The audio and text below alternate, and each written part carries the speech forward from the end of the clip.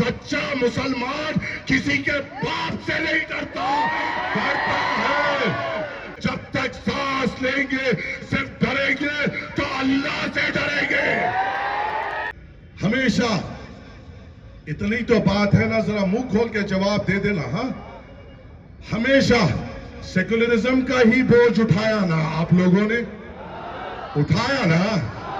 यही निकम्मे कांग्रेस शरद पवार के ही झंडे ढोए ना मजलिस आने से पहले। अब मेरे सवाल का जवाब देना मेरे मुसलमानों, औकाफी बिल किसकी तबाही के लिए लाया गया? हमारी तबाही के लिए लाया गया या नहीं लाया गया? लाया गया या नहीं लाया गया? लाया गया या नहीं लाया गया? पीछे भी ठहरे हुए बोलिए तो सही, लाया गया या नहीं लाया गया? हमारे मसाजिदों को ताला लगाने लाया गया या नहीं लाया गया? हमारे मदरसों को बंद करने ये औकाफी बिल भाजपा ने लाया या नहीं लाया? हमारे मदरसे, हमारे खानखां और हमारे कब्रिस्तानों को न बंद करने, नुकसान पहुंचाने, हमें तकलीफ देने ये औकाफी बिल लाया गया या नहीं लाया गया? अब बताओ, तुम्हारी आंखों ने जो देखा वही बताओ। क्या तुम्हारी आंखों ने राहुल गांधी को हमारे अल्लाह के घर के और औकाफी जायदादों के लिए लड़ते हुए देखा? देखा? क्या तुम्हारी आंखों ने शरद पवार को तुम्हारे अल्लाह के घर के लिए लड़ते हुए देखा? क्या तुम्हारी आंखों ने सोनिया गांधी को देखा? क्या तुम्हारी आंखों ने प्रियंका गांधी को देखा? क्या अखिलेश को देखा? लालू को देखा? लालू के निकम्मे बेटों को देखा? क्या तृणमूल की ममता को देखा? सेकुलरिज्म का बोझ उठाने वाले मुसलमानों, जिसका झंडा ढोया उनको हमारे अल्लाह के घरों के लिए बात करते हुए तुम्हारी आंखों ने नहीं देखा। वाह वाह रे सेकुलरिज्म का बोझ तुम्हारे कंधों पर। वाह, जो नुमाइंदे तुम्हारे अल्लाह के घर के लिए तुम गवाही दे रहे हो कि तुम्हारे आंखों ने नहीं देखा, तुम मगर उसका ही झंडा उठाओगे। वाह, कमजोर वो है या हम हैं ये तय करना है। जिन्होंने हमारे मदरसों को ताले लगाने और औकाफी बिल ला लिया, तरमीमी बिल ला लिया, और अभी तुमने ही गवाही दी कि तुम्हारी आंखों ने निकम्मों को तुम्हारे मदरसों के लिए बात करते हुए नहीं देखा, फिर भी हमें सेकुलरिज्म का बोझ उठाना है। वाह, जब आप ही गवाही दे रहे हैं कि इन लोगों ने हमारे खानखाए मदरसों के लिए बेजुबान बनकर बैठे रहे, ये निकम्मे, ये नल्ले, ये सरखेज गुलाम, ये राहुल गांधी के तलवे चाटने वाले गुलाम, और आपको इनका ही झंडा बुलंद करना है। गवाही भी दे रहे हो और कमजोरी भी बता रहे हो। तय तो कर लो, या कमजोर हो या ताकतवर हो, उसके बाद अपना वोट का इस्तेमाल करो। अब और एक सवाल पूछता हूं मेरे गयूर लोगों, आप ही जवाब दीजिए, आप ही गवाही दीजिए, फिर हम तय करेंगे कि वोट किसको देना है। शरीयत क्या है मेरे मुसलमानों? शरीयत में जो मदाखलत की गई, वो क्या मदाखलत की गई तुम्हें पता है? तुम्हें पता है? शरीयत हमारे लिए हुक्म इलाही है, जो अल्लाह का हुक्म हमें कुरान के जरिए से बताया गया कि हमारे जीने का तरीका, हमारी शादी का तरीका, हमारे खुला का तरीका, हमारे तलाक का तरीका, हमारे वालिदैन के हुकूक अगर हमारे घर में बंटवारा हो तो किस तरीके से हो, हमें सब अल्लाह के तरफ से हमें हुक्म दिया गया। ये हमारी जिंदगी का तरीका है। अल्लाह के तरीके को तब्दील करने जब भाजपा ने कानून लाया, किसको तकलीफ पहुंचाने लाया? हमें ही तकलीफ पहुंचाने लाया या नहीं लाया? मुसलमानों को सताने लाया या नहीं लाया? अल्लाह के हुक्म को जब तब्दील किया जा रहा था, क्या आपकी आंखों ने राहुल गांधी को हमारी शरीयत के लिए उठकर बात करते हुए देखा? देखा? देखा? सोनिया को देखा? उसकी बहन प्रियंका को देखा? शरद पवार को देखा? अखिलेश को देखा, लालू के बेटों को देखा, ममता बनर्जी को देखा। तुमने जिस ताई को जिताया उसका बात करते हुए देखा।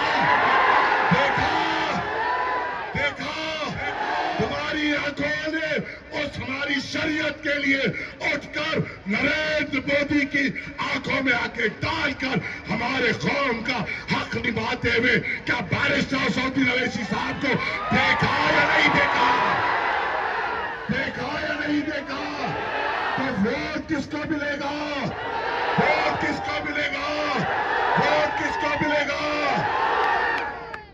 अरे तुम्हारी आंखों ने बैरिस्टर सऊदी अवैसी साहब को आपके लिए लड़ते हुए देखा, और इससे पहले औकाफी जायदाद के औकाफी तरमीमी बिल में भी आप ही की आंखों ने बैरिस्टर सऊदी अवैसी साहब को उस बिल को फाड़ते हुए देखा, और आप ही अब गवाही दे रहे हैं। वक्फ तरमीमी बिल हो या हमारी शरीयत में मदाखिलत हो, ये तमाम निकम्मों ने हमारी आवाज नहीं उठाई। ये तमाम निकम्मों ने हमारी कौम का हक नहीं अदा किया, हमारा कर्ज अदा नहीं किया जो हम वोट के जरिए देते हैं। फिर किस गफलत में इनके पीछे जा रहे हो, ये भी तो जवाब दे दो। क्योंकि जब मैं महाराष्ट्र में बैठिए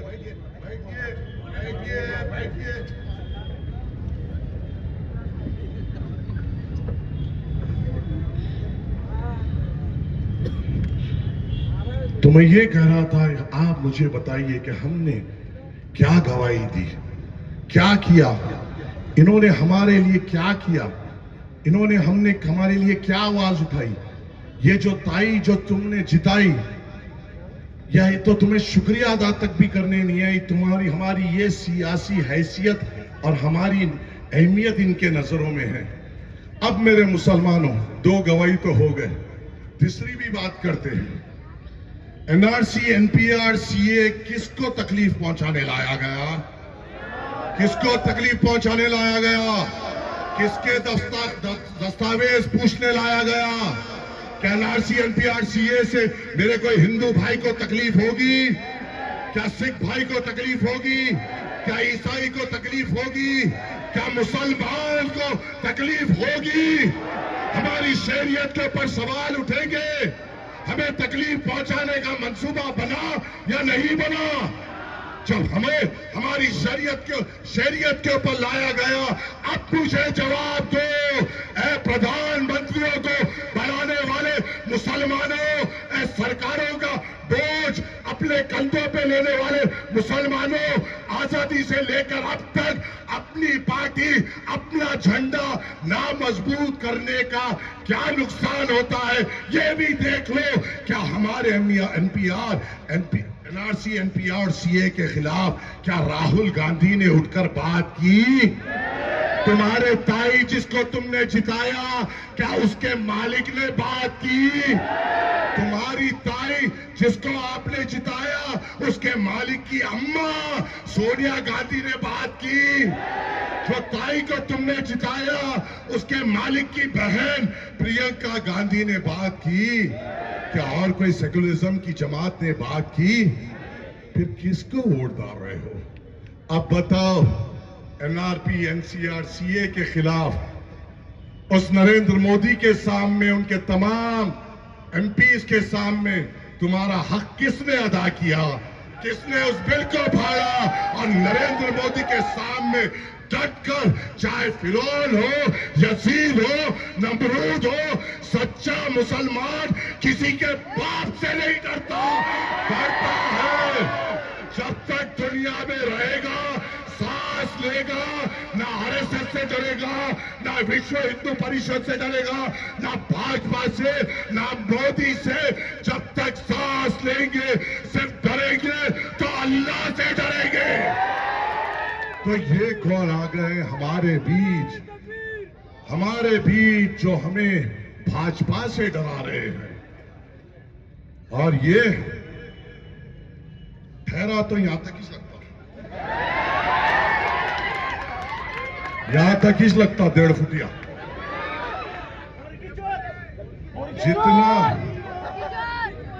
बेटा बड़ी बात से तोबा, पाँव में जो जूता है पूरा तेरे चेहरे पे बैठता, याद रख। और एक ही काफी है, 3 दिन तक गोल फिरते रहेंगे इंशाअल्लाह। मुंह जबानी करेंगा या कोई हाथों में मेहंदी लगाकर नहीं बैठे हुआ है। अगर तू गैर जरूरी हम पर भोंकेगा तो ये दहाड़ने वाले शेरों का समाज है। अगर झपटेंगे ये पंजा काफी है तुझे निस्तनाबूद करने के लिए। ये है। और जब इस कमजोर